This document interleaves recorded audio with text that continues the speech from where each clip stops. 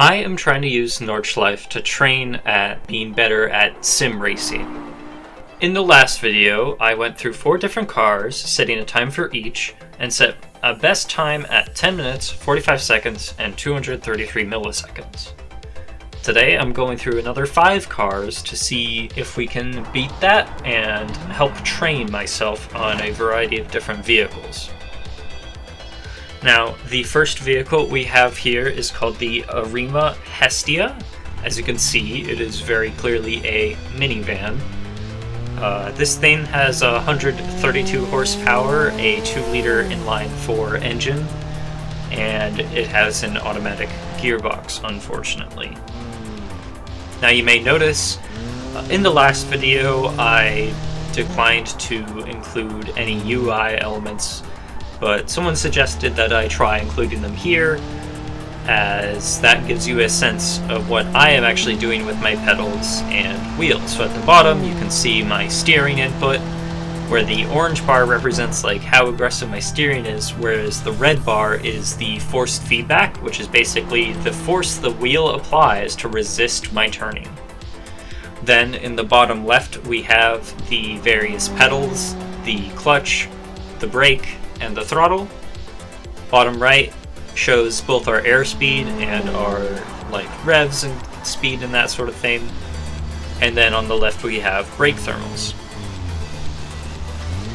Now this run is pretty clean for the most part. This vehicle, like I said, it does have an automatic gearbox, which does mean it tends to be a lot slower, because with an automatic gearbox, I cannot control when the power is put down, essentially. So right now, for example, you see how it stayed at a very low RPM despite trying to accelerate? That was because the gearbox stayed in a very high gear and then suddenly decided to finally switch down. It's this kind of slushiness, you can call it, that really holds back automatic gearboxes in traditional cars from being any fast. It is also worth mentioning, this thing does have all-wheel drive, which is the first all-wheel drive vehicle for myself on this track. But it is pretty heavy, so it can be rather unwieldy at times. Has a power-to-weight ratio, as you can see on the left, of 0.098, which is pretty good. The first 4 cars that we had run were in that similar range. The Rayton, which set the current best time, was at 0.11, so it's fairly close, and all-wheel drive generally helps with speed, because it can accelerate a lot faster at least. But like I said, the automatic gearbox really holds it back.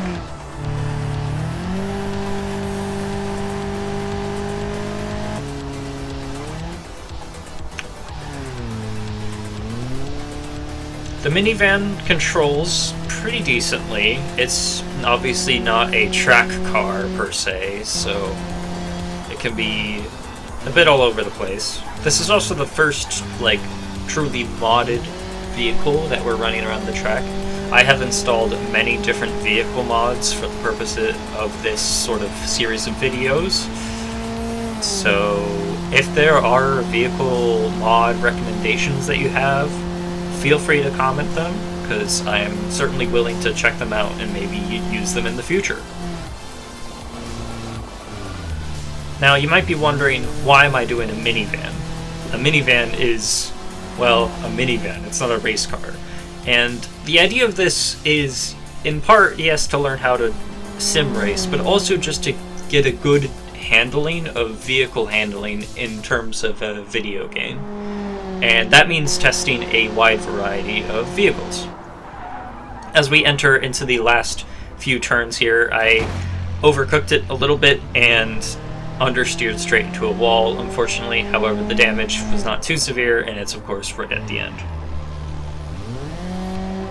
Now, the time that this vehicle set was 11 minutes, 17 seconds, and 792 milliseconds, which is not bad, but it's still not quite to the point of beating the Rayton. Now the next vehicle we have here is the Gavril Roamer. This is a big ol' SUV, essentially. This thing has 221 horsepower. It is the LXT trim, so it has four-wheel drive. You might notice in the bottom right, it looks like it's only using two wheels, but I promise it is in four-wheel drive. It has a 5.5 liter V8, which is pretty significantly larger than previous engines we've done here before. And as a result, it's pretty dang quick. Of course, being an SUV, it's very heavy, once again. And that can really put a damper on it, both in terms of its handling and its speed. Now, its large, squishy suspension means it's not very well optimized for track driving either. But that very powerful V8 allows it to attain a very high top speed, which there are many sections of the Nordshleife track that require quite a high top speed to make the most advantage of. This thing does control better, rather surprisingly, and I am doing it in manual, so I have a lot better control over how the vehicle puts down that power and makes the most use of it. But as you'll see, sometimes I kind of extend the track limits, and it's an SUV, so it can kind of go off-road, but, you know, it's still not as fast as sticking to the track.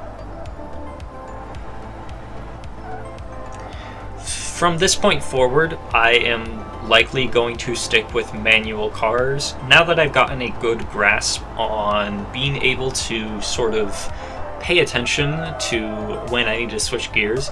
Also, there's a major moment there. That was rather scary, but quite fun to have managed to steer my way through that. Usually sliding like that is not very optimal, but it was quite fun. Like I was saying, manual is probably how I will do these runs from now on. I've gotten a pretty good grasp of when to change gears and a good grasp of how to use the paddles on my wheel, because I don't own a sim racing like gear stick and I don't have a great place to put it even if I did. But I've been able to learn the audio cues to be able to remember when to switch gears and how to make the most of each gear and like the power it puts down.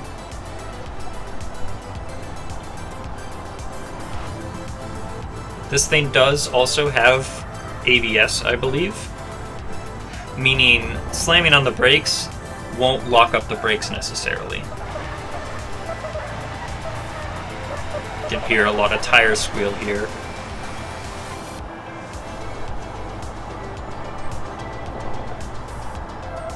Yeah. ABS has its advantages to some extent, especially if you're a very novice driver like myself in terms of sim racing, as it will make sure you don't lock up your brakes. However, it can also mean you don't brake as much as you need to, which can be a problem. Now you might notice, this thing has disc brakes on the front, but drum brakes on the rear, which can be an issue. It did not appear to be much of an issue for this run. As we head into the final few corners here. Exploring the track a little bit there, but it's okay. Now, the strong V8, high horsepower, and the being a manual all contributed a lot to this vehicle's time, which ended up being 10 minutes, 46 seconds, 978 milliseconds. So it is just short of that Rayton median, which is honestly not bad considering it's an SUV and it does have a lower power to weight ratio.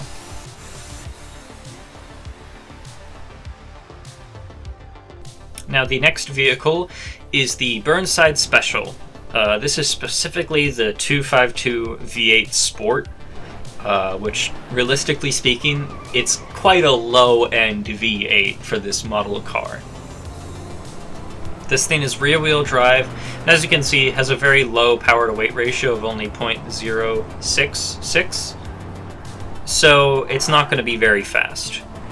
This has a 4.1 liter V8, only producing 117 horsepower, which is pretty low for a big V8, relatively big V8. Now this, being an older car, does not have ABS, so as you saw there was a major moment with the brakes there starting to lock up a bit, and this is where it takes a lot more skill in being careful not to completely lock up the brakes and drive right into a wall. Additionally, being that this vehicle is so old, the suspension is very squishy. I was thinking while I was driving this, it practically glides over the road, which is nice for a luxury car, but it's not good for track racing when you kind of need that feeling of the car. You can see very strong, heavy body roll on these fast turns. There's the wheels locking up once again, nearly hitting the wall. So be very careful with the brake pressure. This thing's old. It's very heavy as well, so you can see that very strong leaning. It was pretty fun to drive around, at least, despite its relative slowness. Now, this thing has a 3-speed manual. Only 3 gears is very little to work with. It means there's a lot of regions in these gears where you cannot get as much power down as you need to. Now you might also notice in the bottom right, the actual engine temperature is getting a bit high because we are constantly revving this thing as high as possible to get the most power out of it. What that means is it starts to overheat a bit, and that's a concern I had never considered before.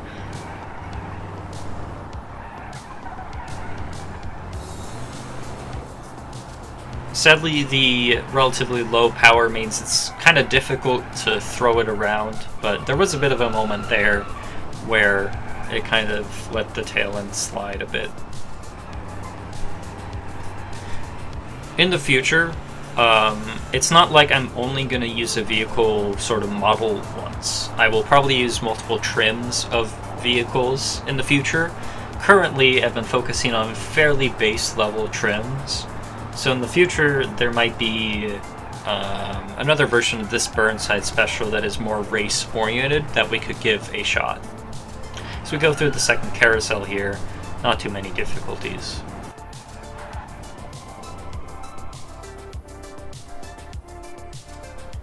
And now, as we reach the final straight, this is where that 3-speed gearbox and low engine power really hurts, because this is a very long straightaway.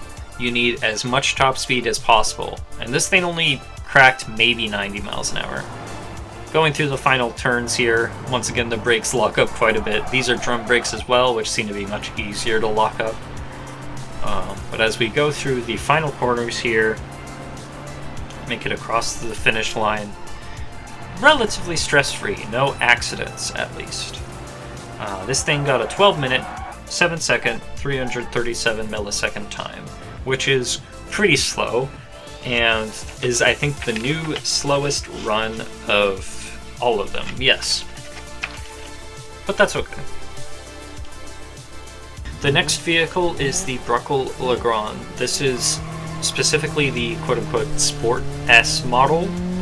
So this thing has 115 horsepower, very similar to the Burnside Special, but this is only on a 2.5 liter straight 4 engine. Really goes to show how those old engines can be just very sluggish on horsepower. This thing has a 0.08 power to weight ratio roughly, and unfortunately it's front wheel drive, which can hurt it quite a bit. It does have ABS though, as you can see here, and sport brakes. That said, I went a little too fast into that corner and it skidded towards the sand. This is also in manual once again, but this time it has a 5-speed manual, which is a lot more usable and is able to make more efficient use of the engine's power. The front wheel drive nature of this car, though, means it's very understeery, which means when you try to turn, it just glides forward. Now, this is a problem when you're trying to make high-speed turns. This problem is especially bad in front-wheel drive cars when you are putting the power down. So you'll often notice if I'm trying to make a turn, I'll probably not be on the power whatsoever, as you can see there.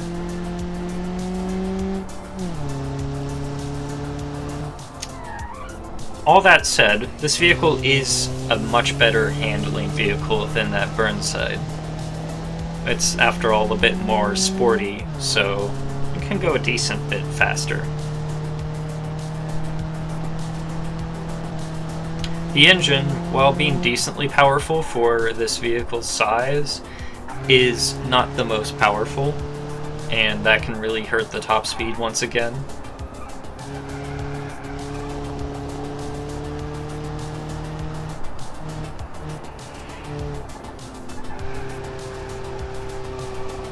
There are many inclined sections on the track, especially upwards, it feels like.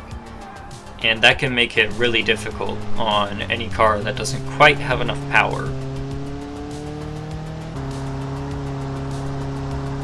You can see me, throwing the wheel back and forth when the car gets a little twitchy. Here's another case where understeer really hurt me there. Fortunately, the damage was not too severe, but still, a collision is a collision. That can really be detrimental to our time.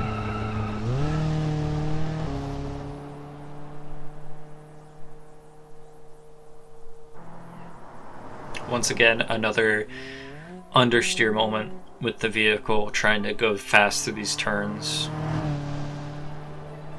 Now that door is not ideal for it to be flapping around like that as we approach the final few corners. Thankfully, without much trouble in these last little bits. And as we get across the line, we set a time of 10 minutes, 47 seconds, and 607 milliseconds. So, just behind the Roamer, which is not bad for a front-wheel drive car with a bit lower power-to-weight ratio. The final car I have today is the Ibishu Covet. This is a little sporty hatchback. Specifically, this is the 152XI version, or trim. It has 126 horsepower, and it's a very light car, so that means it has a power-to-weight ratio of 0.122, which is higher than any vehicle we've set thus far, so hopefully that means it sets a pretty good time. This thing is also equipped with sporty brakes, which makes it brake better, and that kind of thing. This one is also front-wheel drive, so it suffers the same understeer issues as the Legrand did. However, the higher power can kind of make up for some of the faster segments. You need to be very careful on the power. This turn was very fast, and you can see me start to lock up the brakes there as we approach this turn by the sand. This doesn't have ABS, so if you pay attention to the brake pedal, you'll rarely see me slam it to 100%. It'll only be maybe 20-30% the pressure, and then that makes the most out of the braking force. Because locking up the brakes can be very detrimental. That's how you get complete loss of control over the vehicle and just skid forward. This was a very fun car to drive. This took, I think, 3 or 4 attempts to actually succeed at, because I would understeer so aggressively into a corner and just slam into a wall.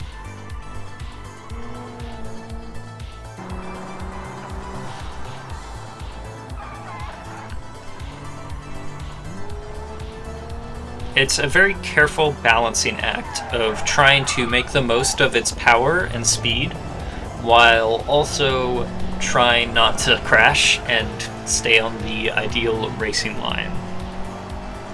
This thing does have a 5-speed manual as well, so we can put down quite a bit of that power and not have to worry too much. This is also where we start to see having to kind of feather the throttle a bit to try to make the most of the power without going too hard, because, as I said before, power and a front-wheel drive car means understeer, like that. This was the only really major moment in the car where I went straight off the track.